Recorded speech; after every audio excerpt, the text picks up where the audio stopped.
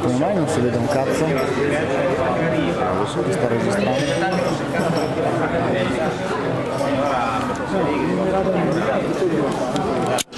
Che c'era.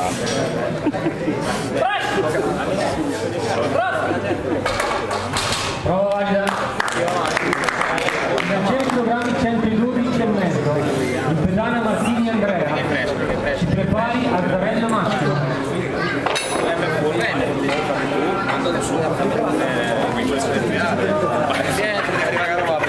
Però avevo detto che ho toccato il coso. Il giudice mi ha detto fallo stare più in giù, cioè hai spinto un po' indietro e poi hai cercato il rack e hai aspettato il comando. Perché mi stava È stretta quella parte.